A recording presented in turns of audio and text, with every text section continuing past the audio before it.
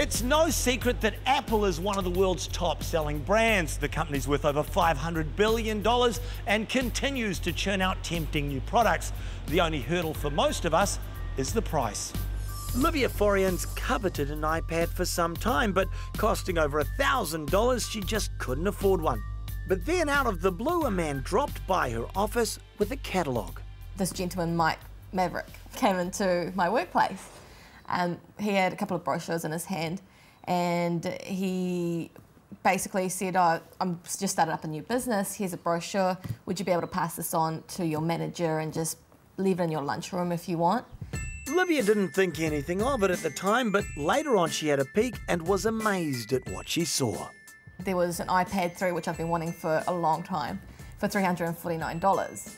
And I sort of thought, well, that's impossible because even in the stores, they retail for $730. Intrigued, Livia sent him an email saying she might be interested. He then turned up at my work again without ringing, without notifying me. I said to him, "It's quite a cheap price for an iPad 3, are you sure it's genuine?" He said, "Yes, no, it's genuine Apple product." He said there's 1 year manufacturing warranty on it. That night she looked at the catalogue more carefully and noticed a few things like the payment method that began to make her think that maybe it was a scam.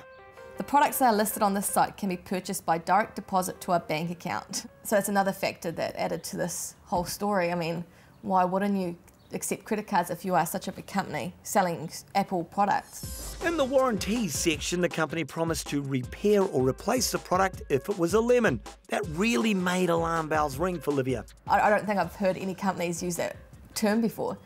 Especially on the front, he spelt catalogue wrong. I mean, if it was a professional, legit company, I'm pretty sure they would not have spelling mistakes. It was at this point in time that Livia contacted Target to ask for our advice. We suggested she purchase the iPad and we'd follow the order through. So we gave Livia $349 to place an order and deposit the money into Mike Maverick's account. But she wasn't convinced the iPad would ever arrive. I just think there's something dodgy behind it, that's for sure. Something not right. So let's take a look at what's on offer at Foxconn Traders and compare their prices to leading retail outlets in New Zealand. Foxconn Traders is selling iPads for $349, but at Noel Leeming the same item would cost $1,029 and at Dick Smith $1,228. So who are Foxconn Traders? Well, according to the blurb in their catalogue, they're part of the Foxconn Group. Foxconn manufacture products for companies such as Asus, Sony and even Apple. They have 13 factories in 9 Chinese cities and are completely legitimate. But what about Foxconn Traders? Are they legitimate? Well, we couldn't find any listings on the company's office website where New Zealand companies are registered. And when we did a search of directors, we couldn't find anyone by the name of Mike Maverick. It was here that Target became suspicious about this company and its so-called New Zealand agent, Mike Maverick. So we contacted the real Foxconn in China. Here's what they told us. We can be sure the above website doesn't belong to Foxconn and isn't used by Foxconn, and we will investigate it further and take some legal action against the website. So Foxconn have no idea who Mike Maverick is, have never heard of his company, and are pretty unimpressed that he's trading on their name. Could Livia be about to lose her money to a scammer? Earlier we heard how Livia Forian ordered a new 64GB iPad 3 for just $349 from a company based here called Foxconn Traders. The iPad 3 retails for over $1,000 in New Zealand, so Livia was a little sceptical about whether or not the products were genuine. Something dodgy behind it, that's for sure. So before placing an order, Livia contacted Target, who, never wanting to pass up the opportunity to investigate a possible scam, told her to go ahead and order it. A week later, Livia got an email saying her iPad 3 had arrived and was at customs. The package is all here. I don't actually think it was going to come. But now that it's here, we've actually brought it to an Apple service provider to get it checked out and see if it is a real product. It does look genuine. We'll check the serial number and see what that comes up with. Yeah, that'd be good, thank you. The details do actually match So it is a genuine. white one. What's really worrying and puzzling John is how Livia could have bought a genuine Apple product at such an incredibly low price. They're selling it to you a third of our buy price. There's just simply no way someone can legitimately sell a product, you know, approximately a third to a quarter of the retail price. Okay. It's very unusual. At the time when Livia bought her iPad, Mike Maverick asked her if she'd be happy to talk to others about her experience with Foxconn traders. What she hadn't bargained for was having her personal details given out to his new clients, one of whom even came into her work. So I was quite angry actually due to the fact that he has been handing my personal information out. So how does the scam work? Well, Target believes he's using Livia and her genuine Apple product to suck in more orders. Once he's got more orders and the money, he simply takes off with the loot and his clients never see the products they ordered. So Target decided to do our own investigation into Foxconn traders. We started by visiting their offices in central Auckland. We're looking for Foxconn traders. Yeah. Is that on this floor? Yes, that is correct. Mike is not in the office at the moment. Okay. Turns out Mike Maverick is overseas. While waiting for him to come back, Target approached Apple to ask if they knew of Foxconn traders. They declined to comment, as did several other authorised Apple dealers. It seems to us Apple don't like to talk about unauthorised people selling their product, especially at such low prices. But one organisation who were keen to speak to us were the New Zealand police, who know all about the so-called Mike Maverick.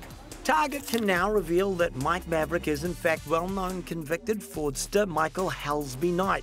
He's scammed people in Australia, Thailand, New Zealand and China. His cons include selling cheap travel, computers and other electronic goods. One such person that fell for it was client services assistant Rachel Trotter.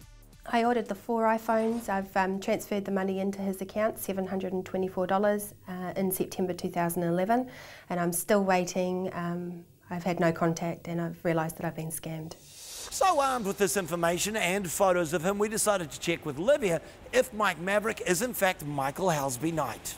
Livia, do you recognise this man?